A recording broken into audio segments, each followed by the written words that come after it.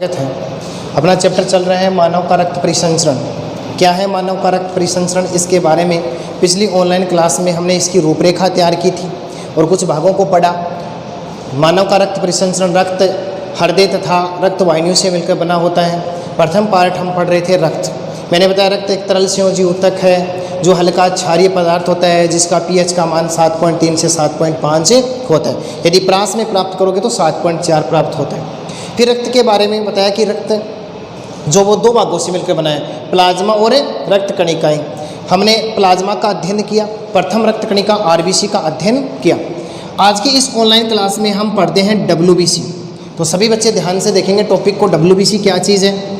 इसे श्वेत रुधिर कणिका, इसे श्वेत रुधिर कणिका, श्वेताणु, ल्यूकोसाइट भी कहते हैं। देखो इसके क्या क्या नाम है? श्वेत रुधिर कणिका, श्वेताणु, ल्यूकोसाइट भी कहते हैं। देखो डब्ल्यूबीसी जो है केंद्रक युक्त रंगहीन कोशिका है। कैसी सेल है ये? केंद्रक युक्त रंगहीन कोशिका है। देखो रंगहीन क्यों है? क्योंकि इसमें हीमोग्लोबिन एब्सेंट होता है। हीमोग्लोबिन की अनुपस्थिति के कारण रंगहीन है। और ध्यान देंगे केंद्रक पाए जाने के कारण इसे ट्रू सेल कहते हैं, सत्य कोशिका भी कहते हैं। इसे क्या कहा जाता है? ट्रू सेल, सत्य कोशिका भी कहा जाता है। अब आगे बढ़ते हैं तो देखो इसका निर्माण अस्थि मज्जा, डब्ल्यूबीसी का निर्माण किस में होता है? अस्थि मज्जा तथा लसिका ऊतक में होता है। डब्ल्यूबीसी का निर्माण लसिका मज्जा तथा लसिका ऊतक तथा अस्थि मज्जा में होता है। फिर देखो एक रक्त घन मिमी में, एक रक्त घन मिमी में इसकी संख्या 7000 होती है। इसकी संख्या कितनी होती है? 7000 के करीब पाई जाती है।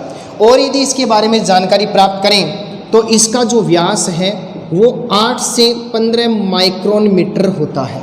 डब्ल्यूबीसी का व्यास कितना होता है? 8 से 15 माइक्रोन मीटर होता है। और देखो इसका जीवन काल, सभी बच्चे ध्यान से देखेंगे, जीवन काल 4 से 5 दिन होता है।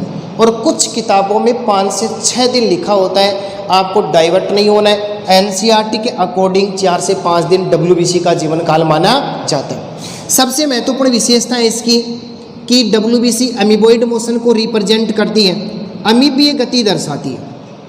डब्ल्यूबीसी क्या करती है? अमीबीय गति दर्शाती है। ये अमीबीय गति क्या होती है? तो एक एग्जाम्पल से समझो, ये कोई रुधिर वाहिनी है। इस रुधिर वाहिनी में इस डायरेक्शन में, इस दिशा में रुधिर का प्रवाह हो रहा है। तो ये डब्ल्यूबीसी क्या काम करती है? रुधिर प्रवाह के विपरीत दिशा में लुढ़कती हुई अमीबॉइड मोशन को रिप्रेजेंट करती है और जीवाणुओं का भक्षण करने का काम करती है। तो अमीबॉइड मोशन डब्ल्यूबीसी की मूल विशेषता माना जाता है, एक अतिरिक्त कैरेक्टर माना जाता है। फिर देखो एक वैज्ञानिक आता है राइट ने डब्ल्यूबीसी को 2 भागों में बांटा। किसकी बात कर रहे हैं? राइट की बात कर रहे हैं। राइट के अनुसार डब्ल्यूबीसी को 2 भागों में बांटा गया है। देखो ग्रेनुलोसाइट और दूसरा पार्ट है इसका एक ग्रेनुलोसाइट। कणिका में कणिका रहित डब्ल्यूबीसी। ग्रेनुलोसाइट का मतलब क्या है? कणिका में डब्ल्यूबीसी। कणिका में श्वेताणु कह दो, डब्ल्यूबीसी कह दो। देखो हम सबसे पहले किसको पढ़ते हैं? ग्रेनुलोसाइट को पढ़ते हैं। पहले बच्चों इसमें देखो क्या है, इसका जो साइटोप्लाज्म है, यानी इस डब्ल्यूबीसी का या ग्रेनुलोसाइट का जो साइटोप्लाज्म है उसमें ग्रेनुल पाए जाते हैं। क्या पाए जाते हैं? ग्रेनुल पाए जाते हैं, या हम कह सकते हैं क्या पाए जाते हैं? कणिकाएं पाई जाती हैं। इसके अलावा ग्रेनुलोसाइट का जो न्यूक्लियर है, केंद्रक है, वो कई पिंडकों का बना होता है, कई लोब्स का बना होता है। किसका बना होता है? कई लोब्स का बना होता है। और वो लोब या पिंडक मिलकर एक बहुरूपी संरचना बनाते हैं, यानी पॉलीमॉर्फी स्ट्रक्चर का निर्माण करते हैं। इस कारण ग्रेनुलोसाइट डब्ल्यूबीसी को क्या कहा जाता है? पॉलीमॉर्फोन्यूक्लियर। ध्यान से देखना, पॉलीमॉर्फोन्यूक्लियर ल्यूकोसाइट कहते हैं। क्या कहा जाता है? पॉलीमॉर्फोन्यूक्लियोसाइट। हिंदी में इसको क्या कहते हैं? बहुकेंद्रक रूपी श्वेताणु कहा जाता है। हम किसकी बात कर रहे हैं? ग्रेनुलोसाइट की बात कर रहे हैं। क्या चीज़ है? साइटोप्लाज्म में ग्रेनुल कणिकाएं पाई जाती हैं। इसका केंद्रक कई पिंडकों लोब्स का बना होता है और वो मिलकर के बहुरूपी संरचना का निर्माण करते हैं। फिर और देखो, इसमें उस संरचना को क्या कहा जाता है? पॉलीमॉर्फोन्यूक्लियर लिकोसाइट कहा जाता है, बहुकेंद्रक रूपी श्वेताणु के नाम से जाना जाता है। और यदि इसकी बात की जाए तो इसका जो व्यास है वो 10 से 12 माइक्रोन मीटर होता है। ग्रेनुलोसाइट का व्यास कितना होता है? 10 से 12 माइक्रोन मीटर होता है। इसका निर्माण किस में होगा? तो इसका निर्माण लाल अस्थि मज्जा के, ध्यान से देखना, लाल अस्थि मज्जा के मज्जाकोरक, रेटिकुलर सेल और माइलोब्लास्ट कोशिका द्वारा होता है। एक बार फिर से देखेंगे सभी बच्चे, इसका निर्माण किससे होता है? लाल अस्थि मज्जा के मज्जाकोरक, रेटिकुलर सेल और माइलोब्लास्ट कोशिका के द्वारा होता है। अब आप ध्यान देंगे, ग्रेनुलोसाइट की एक मूल विशेषता है कि ये विभिन्न प्रकार के अभिरंजकों से अभिरंजित होती है। इस कारण ग्रेनुलोसाइट को 3 भागों में बांटा गया है। ये कई प्रकार के अभिरंजक से अभिरंजित होती है, रंग प्रदान करती है। इसका पहला पॉइंट है न्यूट्रोफिल सेल। देखो न्यूट्रोफिल्स क्या है? नाम से स्पष्ट, न्यूट्रल का मतलब होता है उदासीन। ये न्यूट्रोफिल सेल अम्लीय और क्षारीय दोनों प्रकार के अभिरंजकों से अभिरंजित होकर हल्का बैंगनी रंग प्रदान करती है। देखो ध्यान से देखना, ये अम्लीय तथा क्षारीय दोनों प्रकार के अभिरंजकों से अभिरंजित होकर हल्का बैंगनी रंग प्राप्त करती है।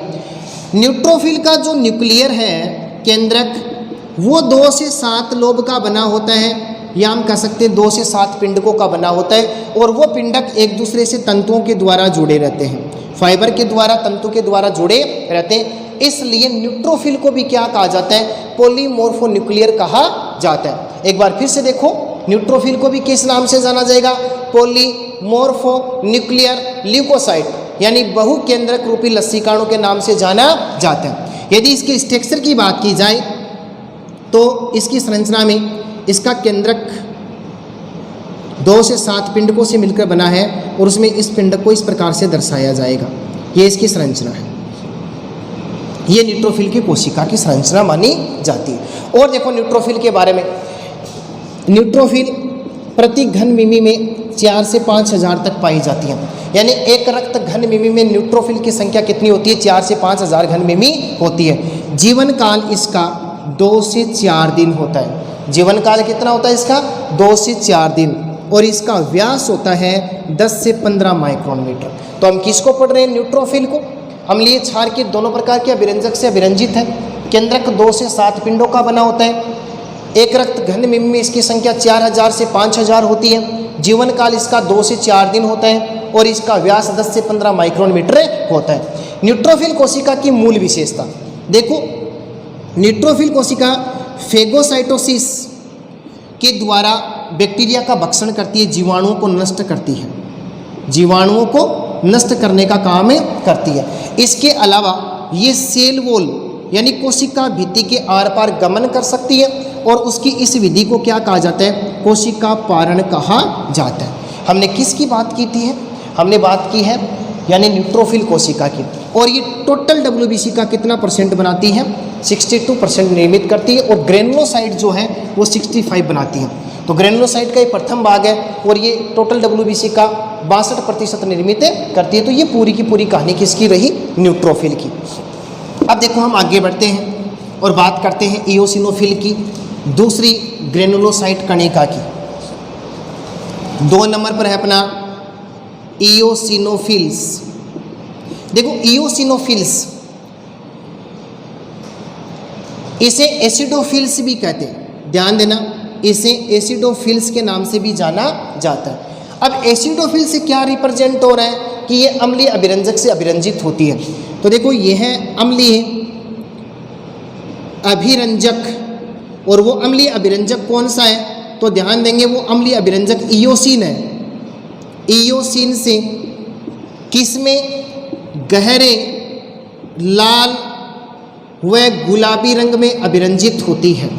गहरे लाल व गुलाबी रंग में अभिरंजित होती है। और चीज़ें देखो इसके बारे में, इसका न्यूक्लियर 2 पिंडकों का बना होता है। न्यूक्लियर कितने पिंडकों का बना होता है? इओसिनोफिल का 2 पिंडकों से मिलकर के बना होता है। इसके यदि व्यास की बात की जाए तो इसका व्यास 10 से 15 माइक्रोन मीटर होता है। तो इओसिनोफिल का व्यास कितना होता है? 10 से 15 माइक्रोन मीटर। और इसका जीवन काल 8 से 12 दिन होता है। जीवन काल कितना होता है? 8 से 12 दिन। अब इसकी मूल विशेषता की बात करते हैं तो ये कोशिका हिस्टामिन, ध्यान देना, हिस्टामिन, सीरोटोनिन, देखेंगे सॉरी ये कोशिका क्या काम करती है? हिस्टामिन को सीक्रेट करती है। किसको सीक्रेट करती है? हिस्टामिन को, जो हमारे शरीर की एलर्जी के समय रक्षा करता है। हिस्टामिन क्या काम करेगा? हमारे शरीर की एलर्जी के समय रक्षा करने का काम करता है। अब देखो इसमें इसके अलावा ये जो इओसिनोफिल कोशिका है वो क्या काम करती है?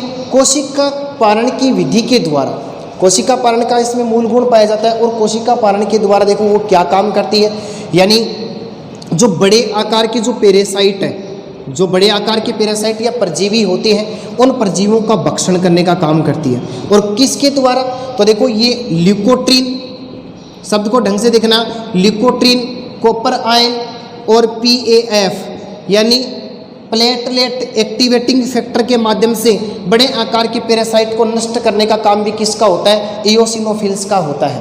तो एक बार फिर से देख लो, इओसिनोफिल का काम क्या है? ये हिस्टामिन को सीक्रेट करती है। और हिस्टामिन क्या काम करता है? एलर्जी के समय हमारे शरीर की रक्षा करते हैं। इसके अलावा बड़े आकार के पैरासाइट का भक्षण करती है। और किसके माध्यम से?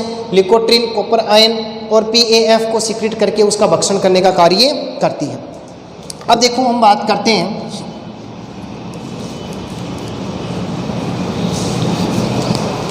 तीसरी ग्रेनुलोसाइट की, जिसका नाम है बेसोफिल। देखो नाम से स्पष्ट है, बेसोफिल, बेस का मतलब क्षार होता है। ये एक क्षारीय अभिरंजक, देखो ये क्षारीय अभिरंजकों जैसे for example methylene blue plus hematoxylin से अभिरंजित होती है। और किस रंग में? गहरे नीले रंग में अभिरंजित होती है। किस में अभिरंजित होती है? गहरे नीले रंग में अभिरंजित होती है।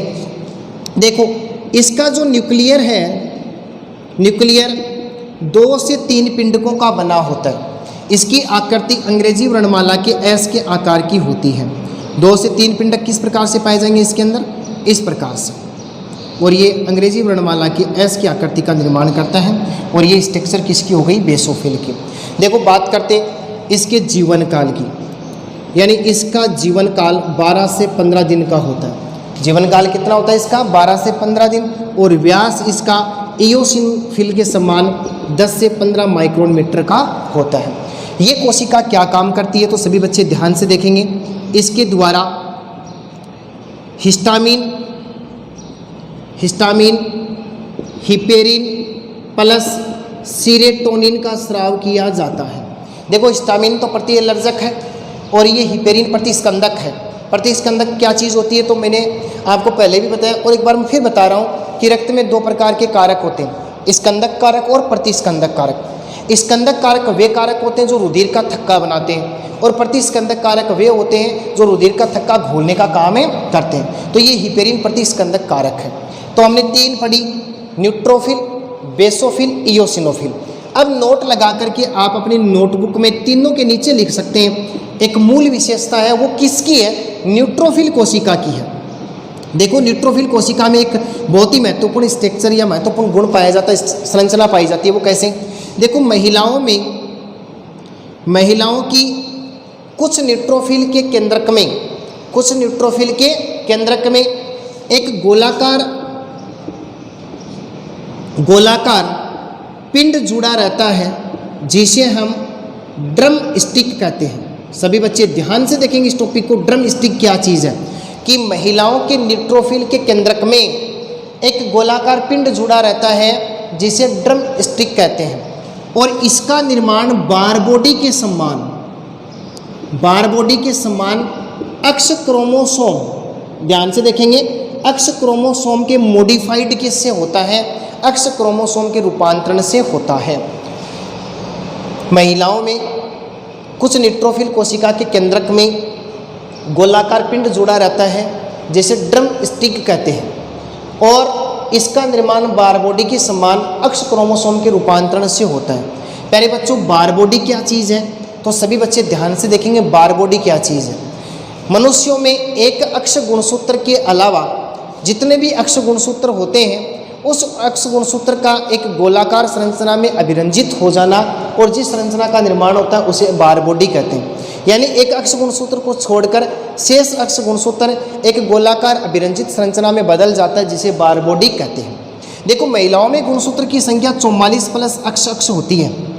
एक अक्ष गुणसूत्र को छोड़ेंगे, एक अक्ष गुणसूत्र एक बार बॉडी का निर्माण करेगा, तो हम कहते हैं सामान्य स्त्री में एक बार बॉडी पाई जाती है। तो मेरा प्रश्न है आपसे, मनुष्य में बार बॉडी कितनी पाई जाती है? दिमाग लगाना, मनुष्य में बार बॉडी कितनी पाई जाती है? अब तक आपने सोच लिया होगा, मैं आपको बताता हूँ। मनुष्य में, नर प्राणी में गुणसूत्र की संख्या 44 प्लस XY होती है। पुरुषों की बात कर रहा हूँ मैं, कितनी बार बॉडी होती है? 44 प्लस XY गुणसूत्र उसमें पाए जाते हैं। एक अक्ष गुणसूत्र को छोड़कर बार बॉडी का निर्माण होता है, इसका मतलब इसमें बार बॉडी नहीं पाई जाती है, तो नर प्राणी में बार बॉडी का अभाव पाया जाता है। अब हम बात करते हैं WBC की दूसरी कोशिका, एक ग्रेनुलोसाइट की। एक ग्रेनुलोसाइट, देखो कणिका रहित WBC, कणिका रहित WBC, इसका मतलब इसका जो साइटोप्लाज्म है, किसका? एक ग्रेनुलोसाइट का जो साइटोप्लाज्म है उसमें ग्रेनुल अब्सेंट होते हैं।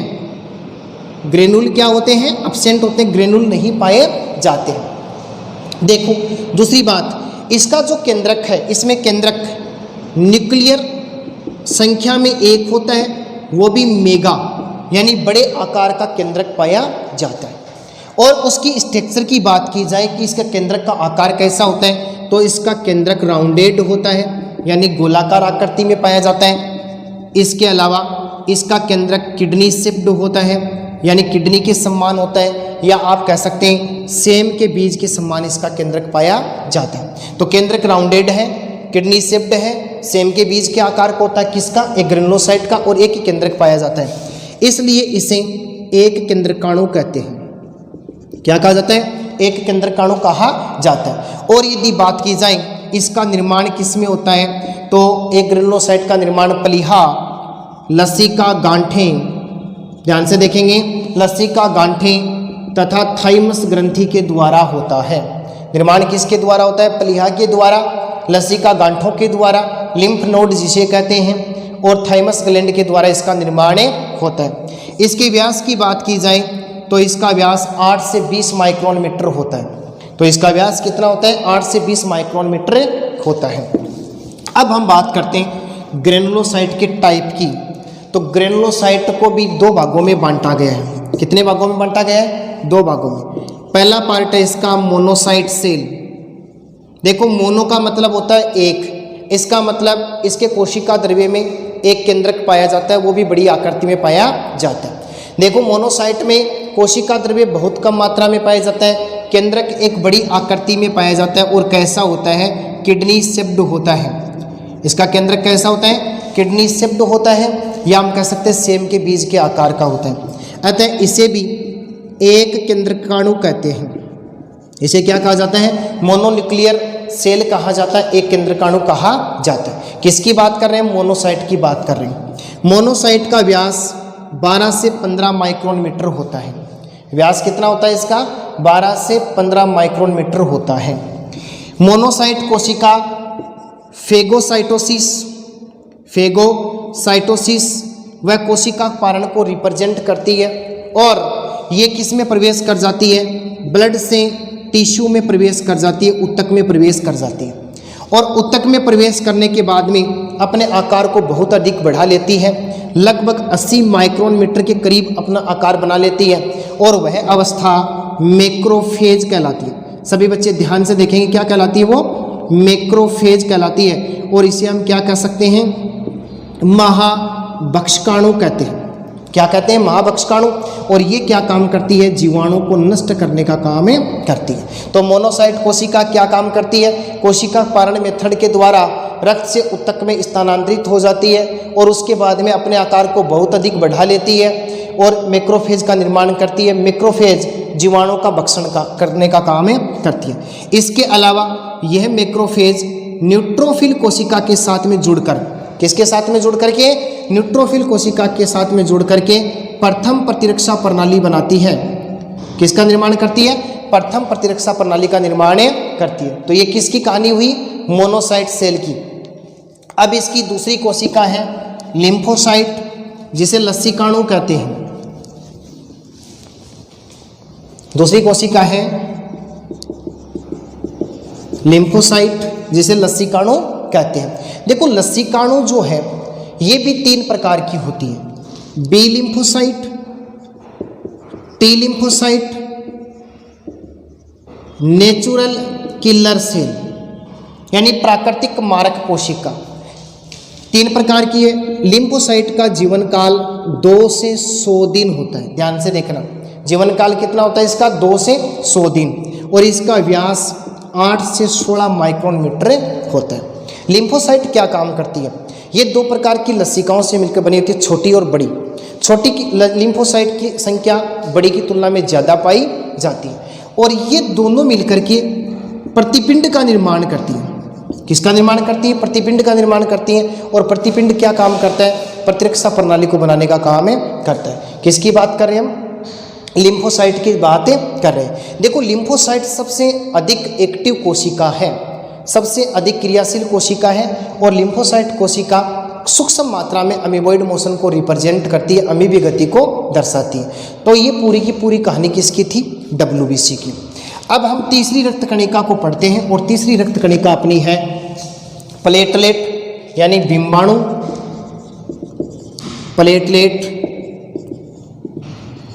प्लेटलेट को बिंबाणु कहते हैं। सभी बच्चे ध्यान से देखेंगे, ये अत्यंत छोटी होती है, 2 से 4 माइक्रोन मीटर की होती है।